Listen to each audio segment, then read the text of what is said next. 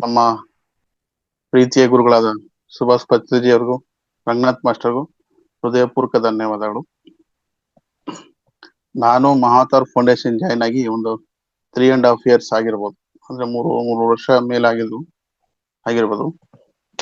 ನಾನು ಕಾರಣಾಂತರ ಬಂದಿದ್ದು ಒಂದು ಟೆಸ್ಟ್, ಒಂದು ಕೆಲಸದ ಒತ್ತಡ ಮತ್ತೆ ನನ್ನ ಪರ್ಸನಲ್ ಲೈಫ್ ಅಲ್ಲಿ ಆಗಿರೋ ಘಟನೆಗೋಸ್ಕರ ನಾನು ಬಂದಿದ್ದು. ಅದು ಒತ್ತಡ ತಡೆಯಕ್ಕಾಗದೆ ನಾನು ಸುಮ್ಮನೆ ಒಂದು ಡಿಪ್ರೆಷನ್ಗೆ ಹೋಗ್ತಿದ್ದೆ. ಆ ಡಿಪ್ರೆಷನ್ಗೆ ಹೋದಾಗ ನನಗೆ ಬಂದಿದ್ದು ಫಸ್ಟ್ ಒಂದು ಪ್ಲೇಯರ್ಸ್ ಬಂದಿತ್ತು ಯೂಟ್ಯೂಬ್ ಅಲ್ಲಿ. ಇಲ್ಲಿ ಧ್ಯಾನ ಮಹಾತಾರ್ ಫೌಂಡೇಶನ್ ರಂಗನಾಥ್ ಅಂತ ಹೇಳಿ, ಇದು ಜ್ಞಾನವನ್ನ ಹಂಚ್ತೀವಿ ಇಲ್ಲಿ ಅಂತೇಳಿ ಒಂದು ಪ್ಲೇಯರ್ಸ್ ಬಂದಿತ್ತು. ಪ್ಲೇಯರ್ಸ್ ನೋಡಿದಾಗ ಆಗ ಜಾಯ್ನ್ ಆಗಿದ್ದು ನಾನು ಇನ್ನೊಬ್ರು ಶಿವಕುಮಾರ್ ಅಂತ ಹೇಳಿ ಜಾಯ್ನ್ ಆದ್ವಿ. ಅವಾಗ 21 days night evening 9 to 10 class ಇರೋದು. 21 days ಅಂತ ಆಲ್ರೆಡಿ 10 days ಆಗೋಗಿತ್ತು ನಾವು ಜಾಯಿನ್ ಆಗೋಷ್ಟೊತ್ತಿಗೆ. 11 days ಇತ್ತು. ಆ 11 days ಅಲ್ಲಿ ನಾನು ಕಲ್ತಿದ್ದು, ಅವ್ರು ಸ್ಟಾರ್ಟಿಂಗ್ ಹೇಳ್ತಿದ್ರು ಧ್ಯಾನಂಗೆ ಹಿಂಗ್ ಕೂತ್ಕೊಳ್ಳಿ, ಕಣ್ಣು ಮುಚ್ಕೊಳ್ಳಿ. ಇವ್ರು ಏನಪ್ಪ ಧ್ಯಾನ ಅಂದ್ರೆ ಕಣ್ಣು ಮುಚ್ಕೊಳ್ಳಿ, ಏನು ಹೇಳ್ತಿಲ್ಲ ಅಂತ ಅನಿಸ್ತಿತ್ತು, ಫೀಲ್ ಆಗ್ತಿತ್ತು. ಬಟ್ ಅವಾಗ ನಾನು ಅದಕ್ಕೆ ಕಲ್ತಿದ್ದು. ಆಮೇಲೆ ಅನಿಸ್ತು ಒಂದು 2 to 3 days ಹೋದ್ಮೇಲೆ ಅದ್ರ ಜ್ಞಾನ ಏನು ಅಂತ. ಆಮೇಲೆ ಅವರಿಂದ ನಾನು ಕಲ್ತಿದ್ದು, ರಂಗನಾಥ್ ಸರ್ ಇಂದ ತಾಳ್ಮೆ. ಎಷ್ಟು ಒಬ್ಬ ಪರ್ಸನ್ ಎಷ್ಟು ತಾಳ್ಮೆಗಿರ್ಬೋದು, ಎಷ್ಟು ಪರ್ಸನ್ ಒಬ್ಬ ಮನುಷ್ಯ ಎಷ್ಟು ಒಂದು ಒಳ್ಳೆ ಗುಣಗಳನ್ನ ಬೆಳೆಸ್ಕೋಬೇಕು, ಅವರಿಂದ ಕಲಿಬೇಕು ಅನ್ನೋದು ಅವರಿಂದ ನೋಡಿದ್ನ. ತುಂಬಾ ಸಂತೋಷ ಯಾಕಂದ್ರೆ ಅವರಿಂದ ನಾವು ಕಲ್ತಿದ್ದು. ಯಾಕಂದ್ರೆ ಮೊದಲ ಗುರುಗಳು ಅಂತ ನನಗೆ ಬಂದಿದ್ದಂದ್ರೆ ರಂಗನಾಥ್ ಬಿಟ್ಟು. ಆಮೇಲೆ ಅವರು ಒಂದ್ ದಿವಸ 4th day ನಾನು ಜಾಯ್ನ್ ಆಗಿ 5th day 4th ಡೇಗೆ ಪತ್ರಿಜಿ ಗುರುಗಳ ಬಗ್ಗೆ ಸ್ಟೋರಿಯನ್ನು ಅವರ ಕಥೆಯನ್ನು ಹೇಳ್ತಾ ಇದ್ರು. ಆಗ ನಾನು ಸರ್ಚ್ ಮಾಡ್ತಾ ಹೋಗಿದ್ದು ಯೂಟ್ಯೂಬ್ ಅಲ್ಲಿ, ಗೂಗಲ್ ಅಲ್ಲಿ ಸರ್ಚ್ ಮಾಡಿದಾಗ ಪತ್ರಿಜಿಗಳ ಸಾರಗಳ ಬಗ್ಗೆ, ಗುರುಗಳ ಬಗ್ಗೆ ನಾನು ಸರ್ಚ್ ಮಾಡಿದಾಗ ಎಷ್ಟೋ ವಿಷಯ ತಿಳ್ಕೊಂಡೆ. ಆಮೇಲೆ 21 days ಕ್ಲಾಸ್ ಮುಗಿದೋಯ್ತು. 21 ಕ್ಲಾಸ್ ಆದ್ಮೇಲೆ ಮತ್ತೆ ಮಾಡೋದಕ್ಕೆ 10 days ಟೈಮ್ ತಗೊಂಡ್ರು. ಅವಾಗ ಅನಿಸ್ತು ಇನ್ನ ದಿವಸ ಇದ್ದಿದ್ರೆ ಚೆನ್ನಾಗಿರೋದು ಅಂತ. ಆಮೇಲೆ ಜಾಯ್ನ್ ಆಗಿದ್ದು ಮಾರ್ನಿಂಗ್ ಕ್ಲಾಸ್ ಅಲ್ಲಿ ನಾನು ಜಾಯ್ನ್ ಆಗಿದ್ದು. ಮತ್ತೆ ಭೇಟಿ ಆಗಿದ್ದು ರಂಗನಾಥ್ ಗುರುಗಳನ್ನ ನಾನು ಕನಕಪುರ ರ್ಯಾಲಿಯಲ್ಲಿ, ಪಿರಮಿಡ್ ರ್ಯಾಲಿಯಲ್ಲಿ ಅಲ್ಲಿ ಭೇಟಿಯಾದೆ. ನನ್ನ ಸೇವೆ ಮಹಾತಾರ್ ಫೌಂಡೇಶನ್ ಅಲ್ಲಿ ಚಿಕ್ಕ ಸೇವೆ, ದೊಡ್ಡ ಸೇವೆ ಏನಂತಲ್ಲ, ಚಿಕ್ಕ ಸೇವೆ. ಏನಪ್ಪಾ ಅಂದ್ರೆ ಸೇವೆ ಅಂತ ಮಾಡದೆ, ಅವ್ರು ಹೇಳಿದ್ರು ಸೇವೆ ಅನ್ನೋದನ್ನ ಅಳವಡಿಸ್ಕೊಂಡ್ರೆ ತುಂಬಾ ಒಳ್ಳೇದು ಅಂತ. ಆ ಸೇವೆನ ಅಳವಡಿಸ್ಕೊಂಡಿದೆ. ಅದನ್ನ ಪತ್ರಿಜಿ ಗುರುಗಳು ವಿಡಿಯೋಗಳಲ್ಲಿ ನಾನು ಕೇಳಿದೆ. ಫಸ್ಟ್ ನಾವು ಮಾಡ್ಬೇಕಾಯ್ತು 2 ಧ್ಯಾನಕ್ಕಿಂತ ಮುಂಚೆ, ಒಂದು ಸೇವೆ, ಒಂದು ಸಜ್ಜನ ಸಂಗತ್ಯ, ಇನ್ನೊಂದು ಸಸ್ಯಾಹಾರಿ ರ್ಯಾಲಿ. ಅದು ನನ್ಗೆ ತುಂಬಾ ಹಿಡಿಸಿದ್ದು, ಒಂದು ಲೈಫ್ ಸ್ಟೈಲ್ ಬದಲಾಗಿದ್ದು. ಯಾಕಂದ್ರೆ ನಾನು ಸೇವೆ ಅನ್ನೋದನ್ನ ನಾನು ಮಾಡೋದಕ್ಕೆ ಇಷ್ಟಪಡ್ತಿದ್ದೆ. ಅದ ಸೇವೆ. ಅಲ್ಲಿ ಪಿರಮಿಡ್ ಅಲ್ಲಿ ಸ್ಟಾಲ್ ಹಾಕಿದ್ರು. ಸ್ಟಾಲ್ ಅಲ್ಲಿ 3 days ಇದ್ವಿ. 3 days ಸ್ಟಾಲ್ ಅಲ್ಲಿ ಇದ್ವಿ ಆ ಫಸ್ಟ್ ಟೈಮು. ಆಗ ನಮ್ಗೆ ಇನ್ನೊಬ್ಬ ಗುರುಗಳು, ನಮ್ಮ ಧ್ಯಾನದಲ್ಲಿ ಬಂದಿದ್ದ ಗುರುಗಳು ಮಹಾವತಾರ್ ಬಾಬಾಜಿ, ನನ್ನ ಗುರುಗಳಾದ ಗುರುಗಳಾದ ಮಹಾವತಾರ್ ಬಾಬಾಜಿ.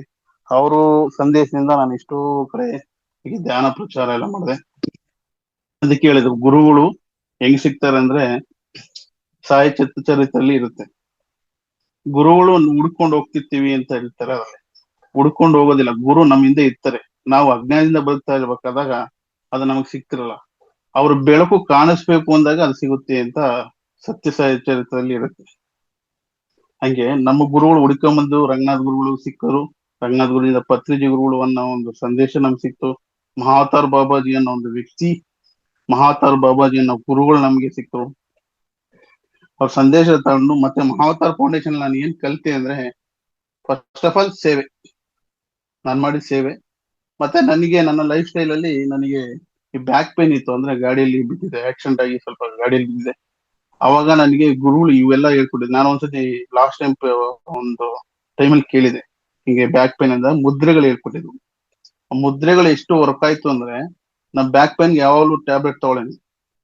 ಆ ಟ್ಯಾಬ್ಲೆಟ್ ಇಂದ ಏನಾಯ್ತು ಅಂದ್ರೆ, ಆ ಮುದ್ರೆಗಳು ಹೇಳ್ಕೊಟ್ಟಿದ್ರು, ಈ ಮುದ್ರೆಗಳು ಮಾಡು ಸರಿ ಹೋಗುತ್ತೆ ಅಂತ. ಆ ಮುದ್ರೆಗಳು ಮಾಡ್ತಾ ಇದ್ದೆ. ಮಾಡ್ತಾ ಟ್ಯಾಬ್ಲೆಟ್ ಅನ್ನೇ ಬಿಸಾಕ್ಬಿಟ್ಟೆ. ಗಾಡಿಯಲ್ಲಿ ಬಿದ್ದು ಅದು ನಂಗೆ ಸಿಕ್ಕಾಬಟ್ಟೆ ಅದು ಪೈನ್ ಇತ್ತು. ಅದು ನಾನು ಎಷ್ಟೋ ದಿವಸಗಳು ನಿದ್ದೆ ಇಲ್ದಂಗೆ ನನ್ನ ನಡೆದೋಗಿತ್ತು. ಅಷ್ಟು ಪೈನ್ ಇದು. ಟ್ಯಾಬ್ಲೆಟ್ ತಗೊಂಡ್ರು ಒಂದು 4 to 3 hours ನನಗೆ ರೆಸ್ಟ್ ಅನ್ನೋ ಸಿಗೋದು. ಆಮೇಲೆ ಮತ್ತೆ ಪುನಃ ಮತ್ತೆ ನೋವು, ಪುನಃ ನಿದ್ದೆ ಇರ್ತಿರ್ಲಿಲ್ಲ. ಅಷ್ಟು ಬ್ಯಾಕ್ ಪೈನ್ ಇರೋದು ನನಗೆ ಆಕ್ಸಿಡೆಂಟ್ ಇಲ್ಲದಾಗ. ಮತ್ತೆ ಆ ಮುದ್ರೆಯಿಂದ ಕಂಪ್ಲೀಟ್ ಕ್ಯೂರ್. ಮತ್ತೆ ನಾನು ಆ ಟ್ರೀಟ್ಮೆಂಟ್ ಹೋಗ್ಲಿಲ್ಲ, ಮತ್ತೆ ಅದನ್ನ ತಗೊಳ್ಳೂ ಇಲ್ಲ. ಯಾಕಂದ್ರೆ ನನ್ನ ಮುದ್ರೆಗಳಲ್ಲೇನೆ ಧ್ಯಾನ ಎಷ್ಟು ಮಾಡೋದು, ಧ್ಯಾನ ಕೂತಾಗೆಲ್ಲ ನಾನು ಇದೆ ಮುದ್ರೆ ಹಾಕೊಂತ ನಾನು ಅದನ್ನ ಫುಲ್ ಕಂಪ್ಲೀಟ್ ಆಗಿ ಅದನ್ನ ಚೇಂಜ್ ಮಾಡ್ಕೊಂಡ್ರೆ ಕಂಪ್ಲೀಟ್ ಆಗಿ ನನ್ನ ಆರೋಗ್ಯ ಗುಣ ಹೋಗ್ತದೆ. ನಾನು ಎಷ್ಟು ಮಾತ್ರೆ ನುಂಗಿದೀನೋ ಆ ಮಾತ್ರೆ ಎಲ್ಲ ಬಿಸಾಕಿ ಅದನ್ನ ಆಲ್ರೆಡಿ ಬಿಸಾಕ ಹೋಗಿತ್ತು. ಮತ್ತೆ ನನಗೆ ಹೆಚ್ಚು ನಾನು ಅಂದ್ರೆ ಟ್ರಾವೆಲಿಂಗ್ ಮಾಡೋದು ಜಾಸ್ತಿ. ನಾನು ಮಾರ್ಕೆಟಿಂಗ್ ಸೇಲ್ಸ್ ಮ್ಯಾನೇಜರ್ ಆಗಿ ಕೆಲಸ ಮಾಡ್ತಿದ್ದೀನಿ. ಹೆಚ್ಚು ಮಾರ್ಕೆಟಿಂಗ್ ಅಲ್ಲಿ ನಾನು ಓಡಾಡೋದು ಜಾಸ್ತಿ. ಒಂದೊಂದು ಟೈಮಲ್ಲಿ ಹೋಗ್ತಿರ್ತೀನಿ. ಆದ್ರಿಂದ ನನ್ನ ಊಟ ಏನಪ್ಪಾ ಅಂದ್ರೆ ಸಿಕ್ತಿರ್ಲಿಲ್ಲ. ಯಾಕಂದ್ರೆ ಯಾವಾಗಲೂ ಜಾಸ್ತಿ ಹೋಟ್ಲು ಊಟ ಆಗ್ತಿತ್ತು. ಒಂದೊಂದ್ಸತಿ 3 times ಆಗೋದು, ಒಂದ್ ಟೈಮ್ 2 times ಆಗೋದು, 1 times ಆಗೋದು. ಯಾಕಂದ್ರೆ ಆ ಊಟ ಸೇರಿದಾಗ ಏನಾಗೋದು, ಹೆವಿ ಗ್ಯಾಸ್ಟ್ರಿಕ್.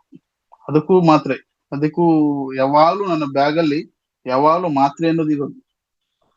ಅದಕ್ಕೂ ಒಂದ್ಸತಿ ಮುದ್ರೆಗಳನ್ನು ಹೇಳಿದ್ರು ಗುರುಗಳು. ಆ ಮುದ್ರೆಯನ್ನು ನಾವು ಪಾಲಿಸ್ತಾ ಆ ಮುದ್ರೆಯಿಂದಾನೆ ಇಲ್ಲಿವರೆಗೂ ಗ್ಯಾಸ್ಟ್ರಿಕ್ ಮಾತ್ರೆಯನ್ನು 3 years ಆಯ್ತು. ಒಂದು ಗ್ಯಾಸ್ಟ್ರಿಕ್ ಮಾತ್ರೆ ಅನ್ನೋದು ನುಂಗಿಲ್ಲ ನನ್ನ ಲೈಫಲ್ಲಿ. ಗ್ಯಾಸ್ಟ್ರಿಕ್ ಮಾತ್ರೆಯನ್ನು ಲೈಫಲ್ಲಿ ನಾನು ನುಂಗಿಲ್ಲ. ನಾನು ಎಲ್ಲರಿಗೂ ಹೇಳ್ಕೊಡ್ತಾನೆ ಇರ್ತೀನಿ ಅದನ್ನು. ನಾನು ಎಲ್ಲಿ ಧ್ಯಾನ ಪ್ರಚಾರಕ್ಕಂತ ಹೋದ್ರೆ ಫಸ್ಟ್ ಆಫ್ ಆಲ್ ಹೇಳ್ತಿರ್ತೀನಿ, ಮುದ್ರೆಗಳು ಹೇಳ್ತಿರ್ತೀನಿ. ನನ್ನ ಲೈಫಲ್ಲಿ ನಡೆದ್ರು.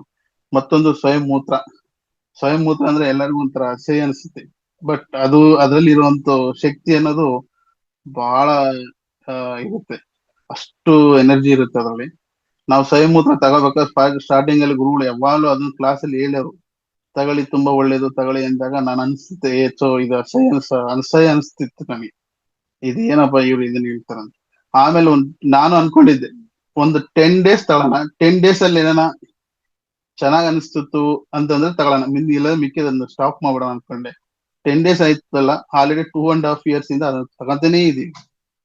ತುಂಬಾ ಅಷ್ಟು ಇದಿರುತ್ತೆ ಅದರಲ್ಲಿ, ಎನರ್ಜಿ ಆಗಿ ಅಷ್ಟು ಇರುತ್ತೆ. ಅದಕ್ಕೆ ಸ್ವಯಂ ಮೂತ್ರ ತುಂಬಾ ಎಲ್ಲರೂ ತಗೊಳ್ಳೇಬೇಕು ಅದನ್ನ. ಮತ್ತೆ ನನ್ನ ಲೈಫ್ ಅಲ್ಲಿ ನಾನು ನನ್ನ ರಂಗನಾಥ್ ಗುರುಜಿಗಳಿಂದ ಕಲ್ತಿರೋದಂದ್ರೆ ಪೇಷನ್ಸ್. ಅವ್ರನ್ನ ನೋಡಿ ಕಲ್ತಿರೋದು ಪೇಷನ್ಸ್. ಮತ್ತೆ ಕೋಪ ಇಲ್ಲ ಅವ್ರಿಗೆ. ಯಾವಾಗ್ಲೂ ನಗ್ತಾ ಇರ್ತಾರೆ, ಕೋಪ ಇರಲ್ಲ ಯಾರ ಮೇಲೂ. ಇಷ್ಟು ದಿವಸ ಆಯ್ತು ನಾನು 3 ವರ್ಷದಿಂದ ಅವರ ಜೊತೆಯಲ್ಲಿ ಒಡನಾಟದಲ್ಲಿ ಇದೀವಿ. ಯಾರ ಮೇಲೂ ಸಿಟ್ಟು ಕೋಪ ಅನ್ನೋದು ತೋರ್ಸೋದಿಲ್ಲ. ಎಷ್ಟೇ ಅವ್ರಿಗೆ ಒತ್ತಡ ಬಂದ್ರು ಅಷ್ಟೇ ನಕ್ಕಂತ ಮಾತಾಡ್ತಿರೋದ್ರಿಂದ ಅದನ್ನ ನೋಡಿ ನಾನು ಕಲ್ತಿರೋದು. ಎಷ್ಟೋ ಉದಾಹರಣೆಗೆ ನನ್ನ ದಿಕ್ಕನ್ನು ಬದಲಾಯಿಸಿರೋದು ಮಹಾವತಾರ್ ಫೌಂಡೇಶನ್. ನನ್ನ ಲೈಫ್ ಅನ್ನು ಚೇಂಜ್ ಮಾಡಿರೋದು ರಂಗನಾಥ್ ಗುರುಜಿಗಳು. ಯಾಕಂದ್ರೆ ನಾವು ಎಷ್ಟೋ ಒತ್ತಡದಿಂದ ಜೀವನ ಮಾಡ್ತಿದ್ವಿ. ಅದನ್ನ ತೆಗೆದು ಅದನ್ನ ಮಾಡಿ ಇದೆಲ್ಲ ಇದಂತ ಧ್ಯಾನವನ್ನು ಹೇಳ್ಕೊಟ್ಟು, ಮತ್ತೆ ಎಷ್ಟೋ ಸಜ್ಜನ ಸಂಗತಿಗಳಲ್ಲಿ ನಮಗೆ ತಿಳಿಬೇಕಾದ ಇದನ್ನು ಮಾಡೋದಕ್ಕೆ ಮಹಾವತಾರ್ ಫೌಂಡೇಶನ್ಗೆ, ರಂಗನಾಥ್ ಗುರುಜಿಗಳಿಗೆ ಪಾದಾಭಿವಂದನೆಗಳನ್ನು ಮಾಡ್ತಾ, ನನಗಂತೂ ತುಂಬಾ ಇನ್ನ ಮಾತಾಡಿದೆ, ಸಮಯ ಅಭಾವ ಇಲ್ಲ. ಆಲ್ರೆಡಿ ಇದರಿಂದ ನಾನು ಆಚೆಗಡೆ ಹೋಗೋದಿದೆ, ಅದರಿಂದ ಹೇಳ್ತಿದ್ದೀನಿ. ಮತ್ತೆ ನನ್ನ ರಂಗನಾಥ್ ಗುರುಜಿಗಳು ನಾನು ಈ ಸೇವೆ ಅಂತಂತ ಹೇಳಿದ ತಕ್ಷಣ, ಸೇವೆ ಅಂದ್ರನ್ನ ಸಿದ್ಧಗಂಗೆ ಮಠದಲ್ಲಿ ನಾನು ಈ ಅನ್ನದಾನ ಡಿಪಾರ್ಟ್ಮೆಂಟ್ ಅಲ್ಲಿ ವರ್ಕ್ ಮಾಡ್ತಿದ್ವಿ. ಅಂದ್ರೆ ಅವ್ರು ಏನು ಕೆಲಸ ಕೊಟ್ರು ನಾವು ಮಾಡಕ್ ರೆಡಿ ಇರ್ತೀವಿ. ಅನ್ನದಾನ ಎಲ್ಲರಿಗೂ ಈಗ ಗುರುಗಳನ್ನ ಪತ್ರಿಜಿ ಇನ್ನೊಂದ್ ಏನಂದ್ರೆ, ಬಂದಿರೋರು ಯಾರು ಹೊಟ್ಟೆ ಹಸ್ಕೊಂಡು ಆಚೆಗೆ ಹೋಗ್ಬಾರ್ದು. ಅದಕ್ಕೋಸ್ಕರ ಅದೇ ಸೇವೆ ನಮಗ್ ಕೊಡೋರು. ಏನು ಅಡಿಗೆ ರುಚಿಯಾಗಿ ಕೊಡ್ತಿದ್ವು, ರುಚಿ ಇತ್ತಿತ್ತೋ ಇರ್ಲಿಲ್ವೋ, ಒಟ್ಟಲ್ಲಿ ನಮ್ಮ ಸೇವೆ ಅದು ಖಂಡಿತ ಇರ್ತಿತ್ತಲ್ಲಿ, ಖಂಡಿತ ಇರೋದು. ನಾನು ಸಿದ್ಧಗಂಗೆ ಮಠದಲ್ಲಿ, ಸಿದ್ದಲ ಬೆಟ್ಟದಲ್ಲಾಗ್ಲಿ ಒಂದು 5-6 ಕಡೆ ನನ್ನ ಕಡೆಯಿಂದ ನಾನು ಸೇವೆಯನ್ನು ಮಾಡಿದ್ದೀನಿ. ಸೇವೆಯನ್ನು ಅವಕಾಶ ಕೊಟ್ಟಿದ್ದಕ್ಕೂ ಗುರುಗಳಿಗೆ ನನಗೆ ಹೃದಯಪೂರ್ವಕ ಧನ್ಯವಾದಗಳು. Thank you madam. Ashwini madam, thank you so much ಅವಕಾಶವನ್ನು ಕೊಟ್ಟಿದ್ದಕ್ಕೆ ಧನ್ಯವಾದಗಳು.